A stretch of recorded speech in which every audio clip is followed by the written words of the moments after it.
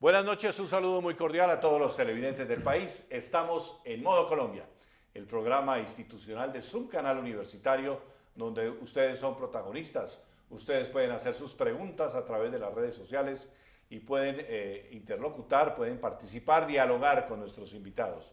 Hoy vamos a hablar de ley electoral, un tema apasionante a propósito pues de revocatoria, el caso de Brecht, de todo lo que pasa en las elecciones en el país.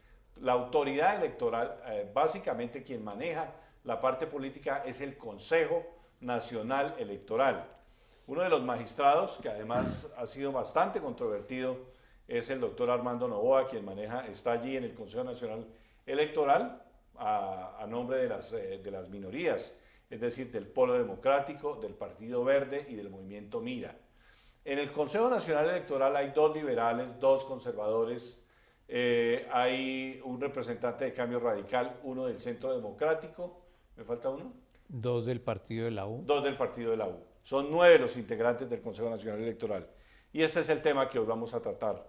Hoy no solamente de la revocatoria y de la revocatoria del alcalde de Bogotá, sino un poco también estamos con Armando Noboa para que él nos cuente pues cómo funciona el Consejo Nacional Electoral y cómo funciona la ley electoral en Colombia, las leyes que nos rigen. Ustedes pueden comunicarse con Twitter. Hoy tenemos a David Pinzón en las redes. A ver, David, muy rápidamente le doy un cambio para que usted le dé a los televidentes de Modo Colombia las direcciones y las direcciones de redes sociales a través de las cuales se pueden ustedes comunicar con Modo Colombia. A ver, David. Claro que sí, muy buenas noches, Francisco. Nuestras redes sociales son en Twitter y Facebook, canal Zoom TV con el hashtag Modo Colombia. Ok. Bueno, doctor Armando Noboa, entremos en materia. Me agrada mucho que esté usted aquí. Bienvenido. Gracias por la invitación y complacido de estar en este programa. Bueno, la autoridad, tenemos como 3 cabezas en autoridad electoral en Colombia, que tendríamos el Consejo Nacional Electoral, la Registraduría Nacional del Estado Civil y el Consejo de Estado, que sería la sección quinta. Explíquenos un poco didácticamente qué hace cada una.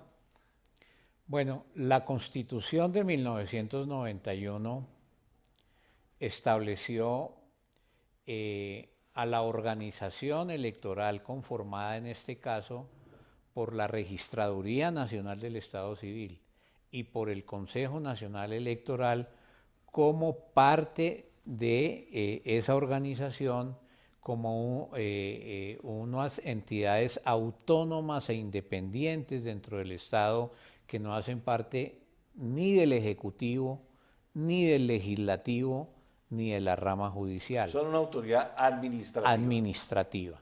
La registraduría está encargada de 2 funciones centrales. El registro civil y la identificación de las personas es la autoridad que expide las cédulas de ciudadanía y por otra parte la autoridad que organiza, administra y dirige los procesos electorales en lo que se relaciona con su organización completa, es decir, desde que empiezan las inscripciones de cédulas hasta que se dan los resultados finales. El Consejo Nacional Electoral, por su parte, integrado, como usted lo señala, por 9 personas, es un órgano de inspección, vigilancia y control de las actividades de la registraduría y también de la actividad electoral de los partidos políticos, movimientos políticos y grupos significativos de ciudadanos. El Consejo de Estado en su sección quinta, que no hace parte de esa organización electoral administrativa, sino que está en la rama judicial, tiene una sección, que es la sección quinta, encargada de controlar judicialmente las decisiones que adopta el Consejo Nacional Electoral en materia, por ejemplo, de expedición de credenciales de alcaldes, de gobernadores, de declaratoria de nulidad de procesos electorales, de manera que hay una instancia que administra, organiza y supervisa los procesos electorales y hay un ente judicial que controla la actividad de la parte administrativa. Es un modelo institucional un poco diferente al que tenemos en otros países, porque en otros países generalmente no existen tres entidades, Sino sino una sola. existen dos o una sola. Aunque una sola entidad existe por excepción, como puede ser, por ejemplo, el caso de Venezuela o el caso de Nicaragua, en donde la autoridad electoral concentra esas tres competencias. Muy bien. Cuando escuchamos, por ejemplo, el caso de Brecht, entonces sale el fiscal general de la Nación y dice, mire, este es un caso en que pudo haber entrado dinero de Odebrecht a las campañas, pero tiene que investigarlo el Consejo Nacional Electoral. O sea, casi que le tiró el balón a ustedes. Eso es posible. Ustedes podrían, de hecho lo están haciendo, están investigando, pero ¿hasta qué punto pueden sancionar, pueden meter a la cárcel a alguien o pueden tener ya una función un poco más coercitiva en este caso? Es una pregunta muy importante porque mientras la Fiscalía General de la Nación investiga conductas calificadas como delitos en nuestro Código Penal, que generalmente traen como consecuencia sanciones relacionadas con las restricciones a la libertad o el encarcelamiento individual de los responsables, el Consejo Nacional Electoral estudia las irregularidades o las infracciones en materia electoral, que no necesariamente son delitos, y que se orientan a vigilar la conducta de los candidatos y los partidos políticos. ¿Por qué además es importante su pregunta? Porque a mi manera de ver, no necesariamente cuando hay una investigación penal y una investigación electoral, las dos deben seguir el mismo rumbo y llegar a las mismas conclusiones. Puede que lo que sea un delito no sea una infracción electoral y viceversa. Puede que haya una infracción electoral que no sea un delito. Entonces, para decirlo en términos un poco técnicos, las investigaciones que adelanta la Fiscalía van por una cuerda procesal diferente a las que adelanta el Consejo Nacional Electoral, aunque con frecuencia se encuentran interrelacionadas y en casos como el que usted menciona de Odebrecht, pues casi que son investigaciones complementarias en donde debe existir una colaboración muy estrecha de las autoridades de la Fiscalía y de la Justicia Penal con las averiguaciones que adelante el Consejo Nacional Electoral. ¿Y qué tipo de sanción entonces impone en este caso el Consejo Electoral? El Consejo Nacional Electoral establece unas sanciones que están señaladas en la ley. Por ejemplo, si se encuentra que una campaña presidencial no solamente violó los topes que fija el Consejo Nacional Electoral en lo relacionado con la financiación de la campaña, sino que además el candidato o su campaña recibieron financiación extranjera, lo cual está prohibido de manera expresa por la legislación nacional, y de acuerdo a la gravedad de las conductas puede imponer sanciones que van desde multas de orden económico o pecuniario, la suspensión del derecho de la agrupación política responsable de postular candidatos en las próximas elecciones al mismo cargo, hasta la pérdida de la personería jurídica del partido, dependiendo, como le decía, de la gravedad de la falta, actividad que tiene que examinar en detalle el Consejo Nacional Electoral para llegar a una conclusión. En cambio, en la Fiscalía, lo que se estudia es, por ejemplo, si hubo una falsedad de documentos, lavado de dineros, si hubo lavado de dineros, si hubo ocultamiento de información relevante al Estado, y conductas que están reguladas o tipificadas en el Código Penal. Entonces, una acción de una persona puede tener una naturaleza penal, pero incidir también en la regulación electoral. Pero en materia electoral lo que interesa sobre todo es mirar el comportamiento de las agrupaciones políticas, Aquí lo que interesa no tanto es mirar e identificar la conducta individual de los candidatos o de los gerentes de las campañas, lo cual debe también estudiar, sino ir más allá y ver la responsabilidad jurídica institucional que tienen los partidos, porque la Constitución señala que el Consejo Electoral, por definición, controla la actividad electoral de los partidos políticos. El presidente sale y dice, bueno, es posible, nos pasamos los topes electorales, pero eso no es grave. Qué tristeza, qué implicaciones tiene eso para un país que el presidente de la República salga a decir que no es grave que se pasen los topes electorales. Bueno, para contestarle su pregunta debo hacer primero una advertencia. A mí me correspondió una de esas investigaciones. Sí. En relación a esa investigación que fue la de la financiación de la campaña presidencial del año 2010. La primera, ¿no? La primera, yo señalé que el Consejo tenía plena competencia y que no había, según los antecedentes del propio Consejo Electoral, en algunos casos anteriores que así lo hemos defendido, no había lo que se llama caducidad de la acción. Es decir, que hoy podría el Consejo Electoral investigar esa campaña. Algunas personas consideraron que eso equivalía a un prejuzgamiento, me recusaron y el Consejo Electoral me apartó de la investigación. Pero dicho esto, entonces yo no estoy conociendo en forma directa la investigación.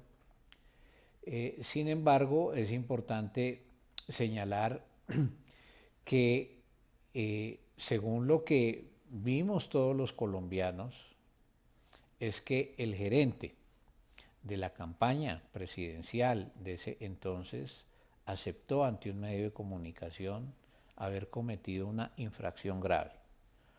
Aceptó haber recibido la campaña, un dinero para financiar unos afiches. Según él mismo relata, ese dinero se recibió en Panamá con el propósito de que se elaboraran 2 millones de afiches con destino a una campaña. Y vinieron una serie de comentarios y análisis de los medios en donde coincidían en que esa confesión se había hecho a sabiendas de que ya el Consejo Electoral no podía investigar esa campaña porque la caducidad de la acción investigativa había concluido, de acuerdo a la ley, dentro de los 3 años siguientes a la fecha en que se cometió la supuesta irregularidad.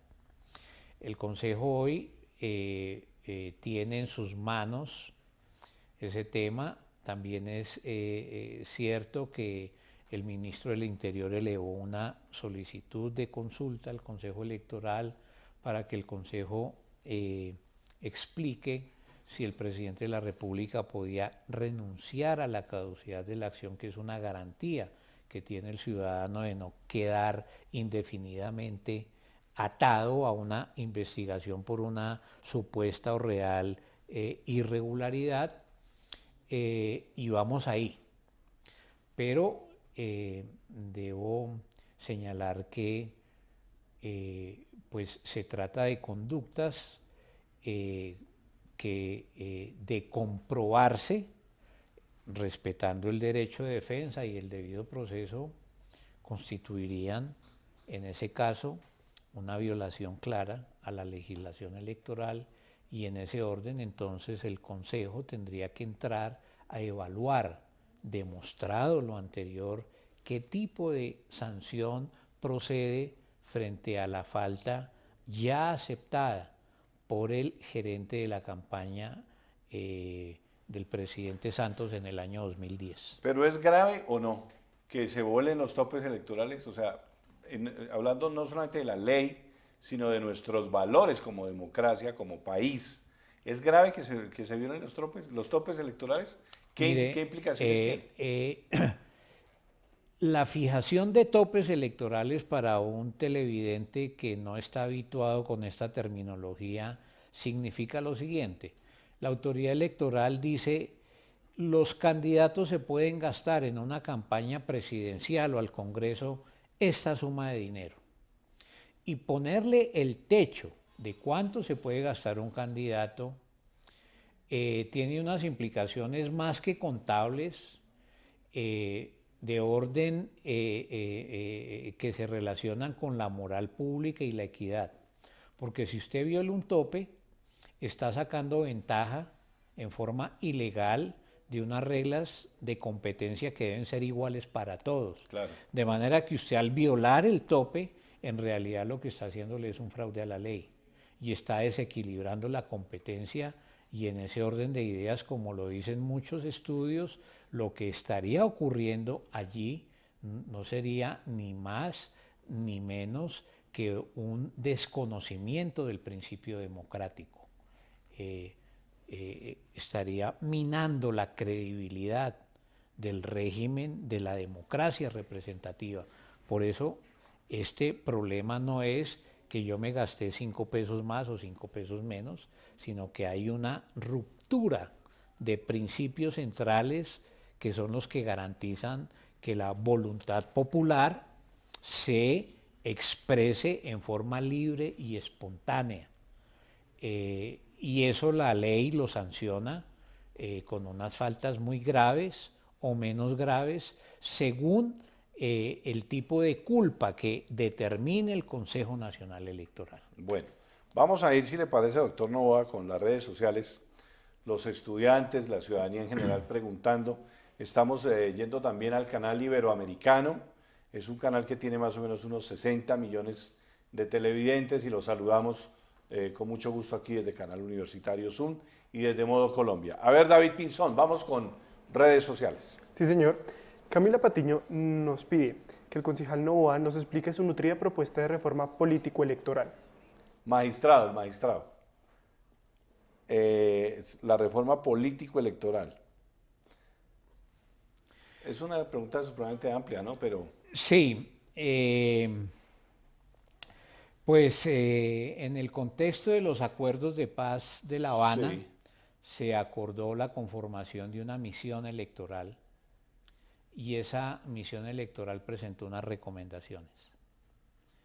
Esas recomendaciones se relacionan con la modificación de la arquitectura constitucional del poder electoral, con la financiación de las campañas, con la mejoría del sistema de representación en las regiones.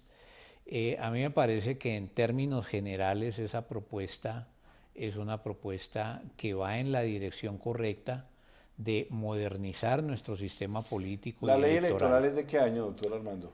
Nuestro código electoral es de 1986, anterior a la Constitución de 1991.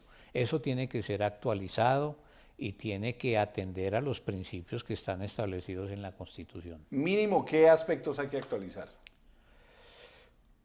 Yo creo que hay que, por ejemplo, pensar en que tiene que haber una reforma a fondo del Código Electoral a partir del establecimiento del voto electrónico, de la sistematización de todo el proceso electoral.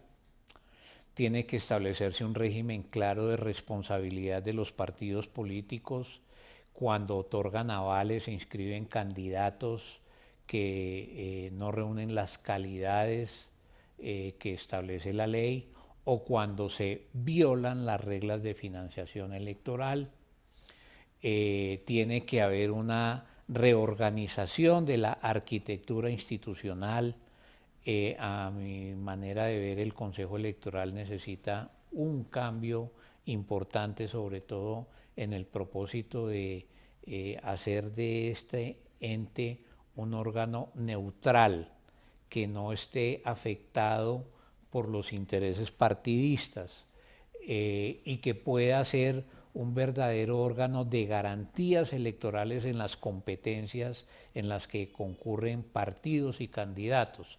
Esas son algunas de las reformas que creería yo son inaplazables en el sistema electoral colombiano. ¿Y qué tantos dientes tienen ustedes, el Consejo Nacional Electoral, para sancionar o para pues tirar línea y tirar política y hacer su función de inspección, control y vigilancia.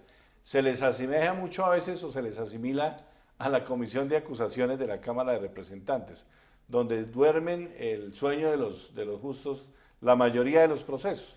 O sea, casi nunca pasa nada con lo que llega al Consejo Nacional Electoral, como casi nunca pasa, o nunca pasa nada con la Comisión de Acusaciones de la Cámara. Sí, esa crítica es recurrente y creo que es cierta. Lo que pasa es que el Consejo Nacional Electoral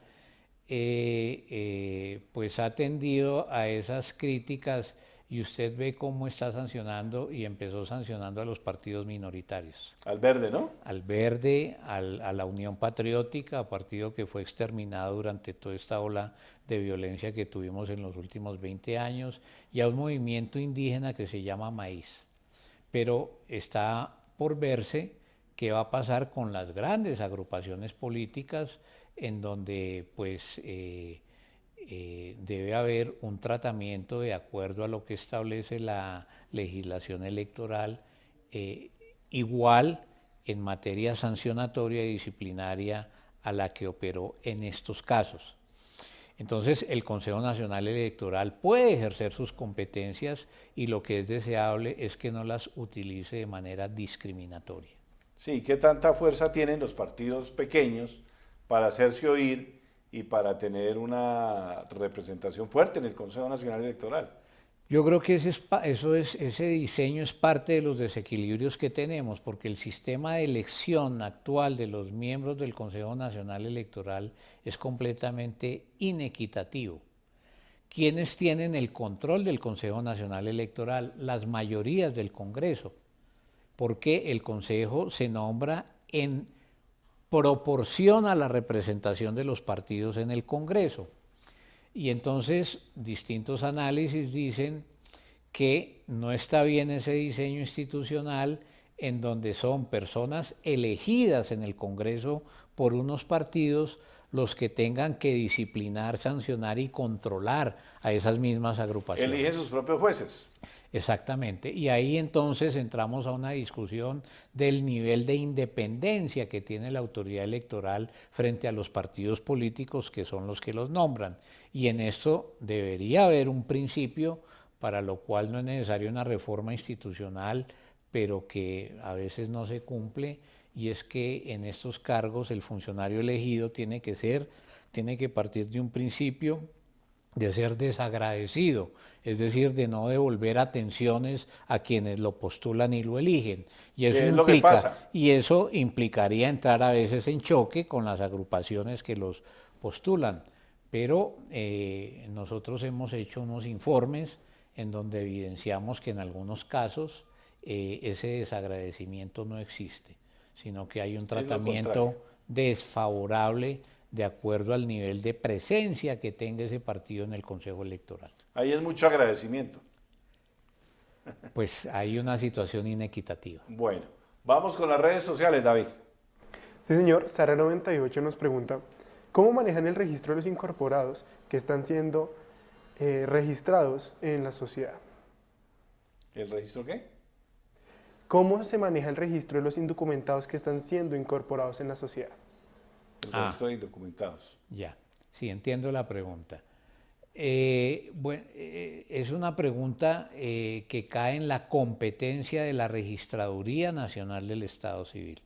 La Registraduría, por Constitución, tiene la responsabilidad de la identificación y la cedulación de las personas.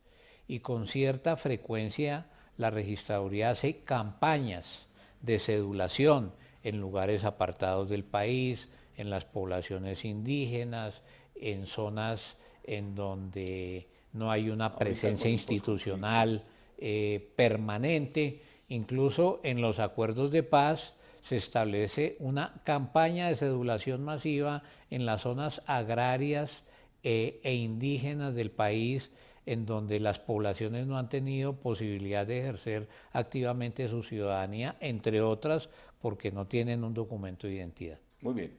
Vamos con redes sociales, David.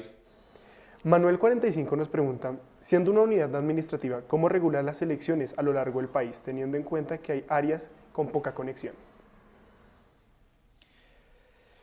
Nuevamente señalamos que la parte administrativa de los procesos electorales recae en cabeza de la Registraduría Nacional del Estado Civil y el Consejo Electoral supervisa que eso se haga en los términos que establece la Constitución y la ley. Pero la Registraduría, sobre un principio de planeación, cuando hay procesos electorales, por ejemplo, expide un acto administrativo que fije el calendario electoral. Por ejemplo, para las elecciones del próximo año ya tenemos un calendario electoral que ya está corriendo. La registraduría tiene que cumplir estrictamente con ese calendario y el Consejo Electoral tiene que hacer un control sobre la manera en que la autoridad que organiza los procesos electorales cumple con ese principio de planeación. De manera que aquí es muy importante la previsión, la anticipación y la rigurosidad en el cumplimiento de los términos. El éxito de un proceso electoral depende de que se haya hecho en el año anterior, que se hayan abierto el periodo de inscripción de cédulas en el momento oportuno, que los partidos escojan sus candidatos en los términos que establece la ley, que los puestos de votación estén disponibles en forma adecuada en los 1.100 municipios. Por ejemplo, en las elecciones del 2015 hubo alrededor de 88.000 puestos de votación en todo el país y eso implica un trabajo gigantesco, enorme, que tiene que empezar un año antes. Muy bien. Vamos con redes sociales. David. Sí, señor. Daniela P. nos pregunta, al no cumplir el calendario, ¿qué problemas conlleva? ¿Al no qué? Cumplir el calendario electoral.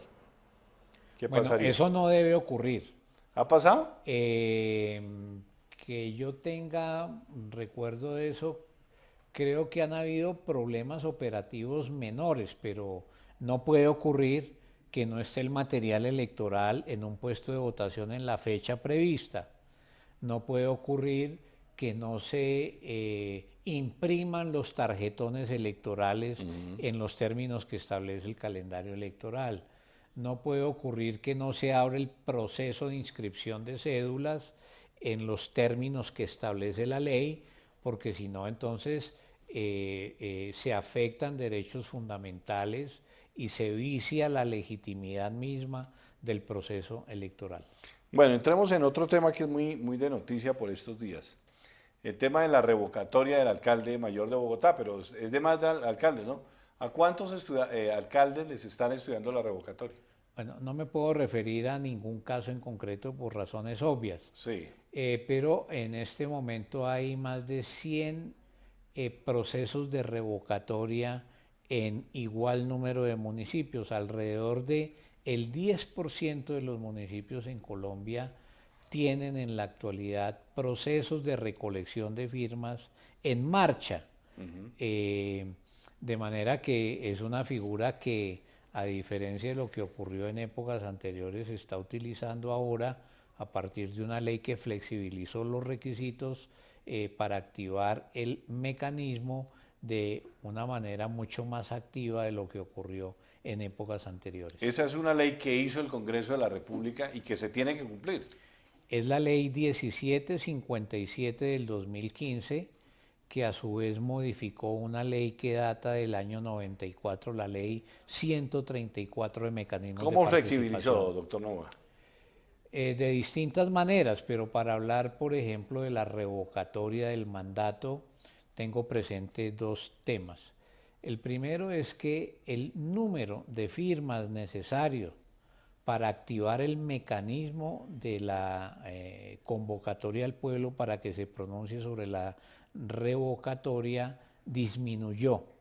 Antes se necesitaba un número de firmas equivalente al 40% del número de votos depositados por el candidato elegido y ese porcentaje ahora disminuyó al 30%. Y si se lleva a cabo la votación, tiene que participar por lo menos el 40% de las personas que participaron en la elección en que se eligió al alcalde que está siendo objeto del proceso de revocatoria. En la legislación anterior ese porcentaje era del 55%. Y esos dos requisitos que le estoy mencionando, pues frustraron muchas veces la posibilidad de que esos mecanismos llegaran al momento de la convocatoria a la votación. Entonces el Congreso de la República, por iniciativa del gobierno, decidió que para ser más operativos estos mecanismos había que flexibilizar las condiciones, y pues ahora al flexibilizar las condiciones pues tenemos una explosión de iniciativas de revocatoria del mandato, y ese es un tema que está ocupando la atención del Consejo Electoral. Que podrían llegar a revocatoria. Si en los municipios se recogen el número de firmas que establece la ley y se cumple con los requisitos señalados en la misma, la registraduría tiene que convocar a las elecciones. Claro, eso es un mecanismo que garantiza y realiza el principio participativo, el derecho al voto programático, y también genera algún tipo de problemas relacionados con la estabilidad institucional de los gobiernos. Claro. Pero ¿qué pasó? ¿Por qué hoy se está planteando que el Consejo Nacional Electoral podría cambiar esas reglas de juego? Sí, es un asunto polémico que está en curso. No quisiera referirme de manera detallada al tema. Tenemos una audiencia pública que se va a realizar la próxima semana, en donde se van a oír los distintos puntos de vista.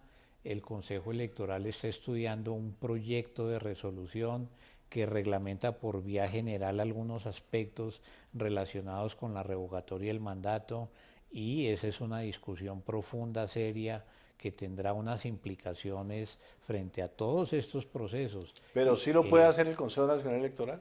¿Puede cambiar una ley del Congreso? El Consejo Nacional Electoral tiene una facultad de regulación cuyo alcance está definido en sentencias del Consejo de Estado y de la Corte Constitucional. Tenemos que ver hasta dónde va el Consejo Nacional Electoral, pero no nos olvidemos que cuando se reglamenta un derecho fundamental, la Constitución establece que en esos casos hay un principio de reserva al legislador, es decir, la prevalencia de la reglamentación está en cabeza del Congreso por la vía de leyes estatutarias, de tal suerte que en principio un ente administrativo, o sea el Consejo Nacional Electoral, la registraduría, el gobierno, no puede invadir las competencias que tiene el Congreso, como tampoco podría el Congreso invadir las competencias que tiene el Consejo Nacional Electoral. Un tema bastante grueso, ¿no? Bastante gordo. Miremos redes sociales. David. @Manuel nos pregunta, ¿en qué momento Colombia podría pensar en el voto electrónico? Ese sigue siendo un sueño como el Metro de Bogotá, más o menos, ¿no? Bueno, hay una ley del año 2004 que estableció, digamos, la orientación del establecimiento del voto electrónico. Después, en el año 2011, una nueva ley, la ley 1475 de esa fecha, volvió a reiterar esa obligación. Pero lo cierto es que si tuviéramos como fecha el año 2011, tendríamos que decir que completamos 6 años sin voto electrónico, a pesar que está creado en la ley. Aquí ha hecho falta voluntad política. Generalmente se invocan razones de limitaciones de naturaleza presupuestal, pero el costo que tiene para la democracia, la tramitología y la cantidad de papeles electorales que hay que manipular luego de las elecciones es, a mi manera de ver, enorme frente a lo que nos ahorraríamos en el sistema democrático con una tecnificación vía implementación del voto electrónico. El voto electrónico blindaría mucho el voto, es decir, le quita mucha corrupción, mucho fraude al voto. Habría un principio de mayor transparencia, habría menos papeleo, menos manipulación de documentos electorales y por consiguiente menos facilidad de fraude en ese Claro. trámite del conteo de votos una vez que se cierran los puestos de ¿A votación. nuestra clase política le interesa mucho impulsar el voto electrónico? Pues a algunos sectores les es muy funcional que tengamos el sistema que tenemos actualmente. Y pues un país que se precie de su modernidad tiene que mirar hacia adelante y tecnificar esos procesos electorales, uno de cuyos aspectos centrales sería el voto electrónico. Vamos con redes sociales, David. Mari J. nos pregunta, ¿qué tan preparados están los jóvenes para votar en Colombia? Bueno, pues en Colombia pueden votar las personas mayores de 18 años. Recuerdo que en un debate que hubo en la Asamblea Constituyente del año 91, se establecía la posibilidad de que la edad de la votación fuera menor, 16 años, pero eso finalmente no se aprobó. Ahora el gobierno en una de sus iniciativas está planteando esa posibilidad. Creo que el tema no es fácil porque hay que evaluar. Si usted baja la edad de la votación, no podrá instaurar el voto obligatorio. No es una buena señal decirle a un joven que tiene el derecho a votar, pero al mismo tiempo establecerle la obligatoriedad del voto so pena de la imposición de una sanción. Hay distintas propuestas en esa dirección. También es cierto que los jóvenes ahora adquieren un principio de mayor juicio a menor edad, pero en la mayoría de los países de América Latina el voto está a los 18 años. No es un tema prioritario De tampoco, manera ¿no? que hay que empezar por hacer un proceso de educación en las escuelas, en los colegios, en la secundaria, y después de hacer un balance de esa naturaleza, sí, abocarnos a este otro debate. Muy bien. Vamos, David. Stephanie Moreno T. nos pregunta, partiendo de su propuesta, ¿por qué propone un órgano concentrado? ¿Qué falencias evidencia la registraduría? Bueno, yo tengo pues una visión crítica de la manera en que funciona la organización electoral en Colombia. En Colombia tenemos una organización electoral en lo administrativo macrocefálica. ¿Qué significa eso? Cabezona. Tenemos una cabeza muy grande que es la registraduría y tenemos un ente que es el Consejo Nacional Electoral que debe vigilar la actividad de la registraduría, que es muy débil y muy politizado. Entonces, en realidad, el poder electoral en Colombia es la Registraduría Nacional del Estado Civil.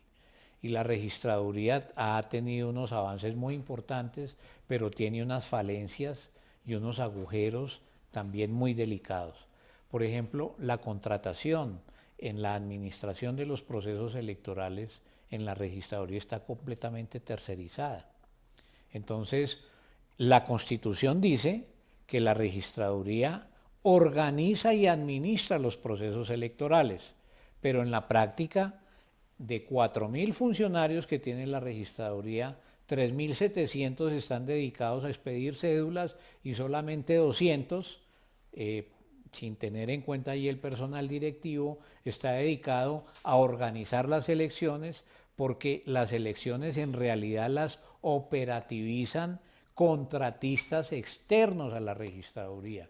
Y yo creo que en un Estado social de derecho,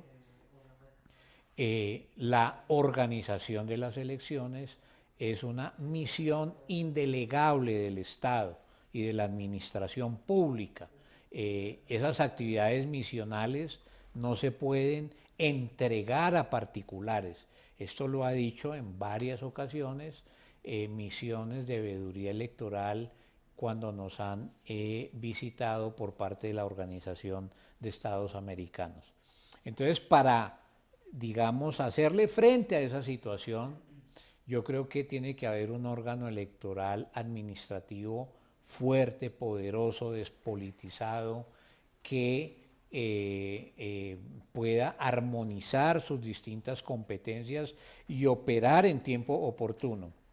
Y eso pasa por acabar con esas, digamos, disonancias entre la registraduría y el Consejo Electoral, y yo diría que necesitamos una junta directiva muy poderosa, con una persona en esa junta directiva que organice los procesos electorales, pero que rinda cuentas dentro de la organización electoral, que es lo que no ocurre en la actualidad. El registrador, el diseño institucional, no rinden cuentas.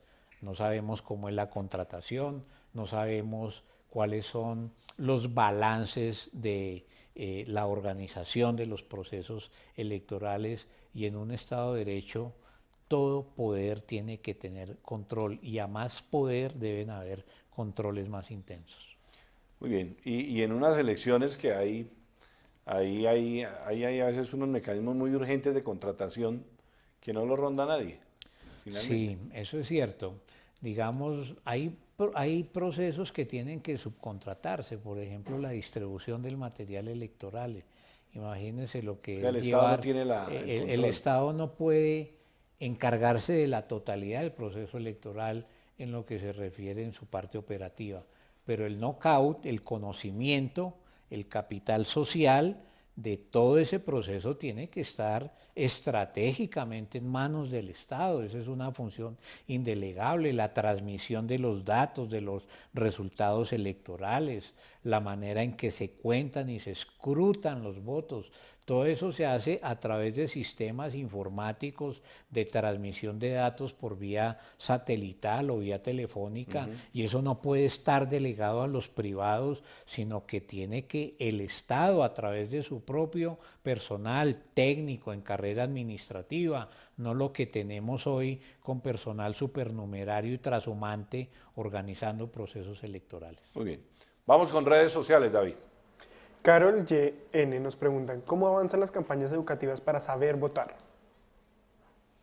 Las campañas educativas... Para saber votar. La pedagogía electoral. La Registraduría Nacional tiene que hacer esa actividad de divulgación. Esto generalmente lo hace a través de particulares. Pero yo creo que dentro de las reformas que deben contemplarse tiene que haber un instituto de democracia encargado estratégicamente del diseño de los programas de divulgación en democracia, que incluye la capacitación y el adiestramiento, el conocimiento de la ciudadanía de cómo son los procesos democráticos. ¿Qué pasa cuando usted llega a un puesto de votación y qué sigue después de eso? Aquí el ciudadano solamente se limita a depositar su voto y no sabe qué ocurre después. Y yo creo que a mayor desconocimiento de esto hay mayor riesgo de que los procesos electorales no sean transparentes. Ese proceso tendría que empezar en la secundaria, en los años anteriores a que el joven adquiera la mayoría de edad. Tiene que haber una cátedra de democracia. Veo que en el pensum de las instituciones de secundaria eso no cumple esa función, y pues esa función debería estar en cabeza de la organización electoral, por supuesto en coordinación con el Ministerio de Educación. El ser ciudadano, el curso para ser ciudadano. Así es. Que no es fácil además, ¿no? Necesita toda una pedagogía y necesita... unas competencias, una información, claro, un conocimiento, una experticia en ser ciudadano. Eso no se aprende por generación espontánea. Lo que pasa es que tampoco les conviene a muchos que el ciudadano común y corriente conozca como todo lo... pues toda la legislación de ciudadanía, ¿no? Pues no le conviene a todo el mundo. A mayor desinformación, mayor manipulación. Claro. Un ciudadano en una democracia liberal se supone que cuando llega el ciudadano a votar es un ciudadano racional, libre, independiente e informado. y que su voto es el resumen de esas capacidades humanas. Pero en Colombia estamos muy lejos de eso. Claro. ¿Qué tanto somos una democracia comprada, doctor Novoa? Aquí, ¿qué tanto porcentaje de votos son comprados? Porque uno diría, lo que dicen, no, mire, tal señor tiene la maquinaria, tiene la plata y es el que va a ganar. Es como lo que se oye decir siempre en elecciones, ¿no? Sí, yo creo que la respuesta no es negro o blanco. Tenemos cosas buenas, se ha avanzado en nuestro sistema democrático y también tenemos unos problemas serios. El fraude electoral, la compra de votos, lo que se llama la transhumancia, Sí. es decir, de ciudadanos que viven en un lugar y se inscriben en otro para votar porque les pagan el voto. El Consejo Nacional Electoral anuló cerca de 1.600.000 cédulas irregularmente inscritas, porque quienes así se inscribieron no coincidía la información que tenía el Estado entre el lugar de residencia de ese ciudadano y el lugar donde ejerció su derecho al voto. También es cierto que ahí se cometieron algunas arbitrariedades, pero el fenómeno de la transhumancia es un fenómeno desbordado, hay mucha compraventa de votos y hay también mucho fraude electoral producto de la tramitología en los papeles electorales y en la consolidación de la información de los resultados. ¿Todavía sigue siendo la máxima, quien escruta elige? ¿Todavía es muy válido eso? Esa es una frase que hizo famosa el sacerdote Camilo Torres, pero fíjese usted que los historiadores señalan que fue un general de la época de Rafael Núñez, Sí. que acuñó esa expresión. En Colombia, el que escruta elige. Quienes hacían el censo electoral eran los alcaldes, los mandatarios, de manera que tenían la manipulación de la información electoral a sus anchas y eso fue lo que generó tantas guerras civiles. Hoy, pues, el fenómeno no es tan marcado, pero la registraduría necesita más transparencia, necesita veeduría ciudadana. La registraduría necesita un principio de ciudadanización, es decir, controles de la ciudadanía a la manera en que tramita, procesa y hace públicos los resultados electorales. Y eso no lo tenemos hoy por ninguna parte. Bueno. Minutos finales en modo Colombia. Doctor Novoa, vamos a darle la palabra a la gente, a las redes sociales. A ver, David. Claro que sí. David Arturo nos pregunta, a futuro, ¿cómo planean mejorar los procesos? Los procesos electorales. Sí, claro. Bueno, hay varias medidas que se podrían tomar para mejorar los procesos electorales. Ya hemos anunciado algunas. La tecnificación de todo el proceso electoral, uno de cuyos componentes es el voto electrónico, pero esa tecnificación implica también, por ejemplo, la extensión de lo que se denomina la identificación biométrica. Es decir, que usted cuando se inscribe para votar, lo puede hacer a través de un código de barras que está en su cédula o con la huella dactilar para que usted no pueda ser suplantado posteriormente en el ejercicio del derecho del voto. En segundo lugar, necesitamos una autoridad electoral despolitizada. La organización electoral hoy, creo yo, está en manos de los partidos mayoritarios, incluida la registraduría. Los delegados del registrador en los departamentos son dos. ¿Por qué son dos y no uno? Es un rezago del Frente Nacional, como habían dos partidos mayoritarios, un registrador era el Partido Liberal y otro el Partido Conservador. Hoy no existe eso, pero paradójicamente no existen registradores de partidos minoritarios. Todos los registradores departamentales son de partidos mayoritarios, incluso donde los partidos minoritarios ganan las elecciones. Entonces, es necesario despolitizar la organización electoral, es necesario profesionalizar la organización electoral, tiene que haber carrera administrativa, tiene que haber un principio de meritocracia, tiene que acá expedirse un nuevo código electoral que modernice esas reglas y las ponga en consonancia con la Constitución de 1991. Y tiene que haber un principio de mayor responsabilidad de los partidos con el propósito de que cuando ejerzan sus competencias, los partidos son los vehículos de expresión y de formación de la voluntad popular. Si el Estado no controla eso, pues ahí puede pasar cualquier cosa. Pues claro. Vamos con la última pregunta en redes sociales, doctor Novoa. A ver, David. Señor, Trina98 nos pregunta, ¿cómo incentivar al pueblo colombiano a votar por un elegido teniendo en cuenta que la mayoría son en blanco? No entendí bien No, la pregunta. repítanos. Trina98 nos pregunta, ¿cómo incentivar al pueblo colombiano a votar teniendo en cuenta que la mayoría son en blanco? ¿La mayoría de gente vota en blanco? O que la de eso mayoría no de hablamos, pronto ¿no? no conoce los procesos electorales, pero bueno, si fuera lo segundo, el voto en blanco es una manera de participación. Claro, claro. Y tiene un valor jurídico.